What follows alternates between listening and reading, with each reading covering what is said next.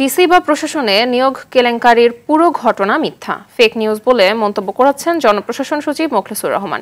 সকালে সচিবালয়ে তিনি জানান, এ বিষয়ে ব্যবস্থা নিতে স্বরাষ্ট্র ও তথ্য মন্ত্রণালয়ে চিঠি দেওয়া হয়েছে। তথ্য সচিবকে চিঠি লিখেছি এবং সেখানে এই পত্রিকাটার নাম আছে এবং ব্যবস্থা নেওয়ার জন্য সরাসরি সরকারি চিঠি দেওয়া হয়েছে। যাকে কেন্দ্র করে এই ভুয়া লোক, তার বিরুদ্ধে আইনানুগ ব্যবস্থা নেওয়ার জন্য স্বরাষ্ট্র সচিবকে লেখা হয়েছে, যাতে তারা মেবি একদিন দুই দিনের মধ্যে যখন আমরা নিউজ করতে পারবেন হি উইল বি অ্যারেস্টেড। ব্যাংকারের অনভিজ্ঞতা অথবা ভুলের কারণে ব্যাংক অ্যাকাউন্টটা খোলা হয়েছিল, বাংলাদেশ ব্যাংকের গভর্নরকে চিঠি দেওয়া হয়েছে।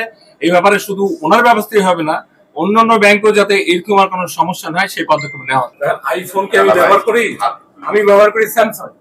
ওনারা কে কি দেখালো ওনাদেরকে জিজ্ঞেস করবেন।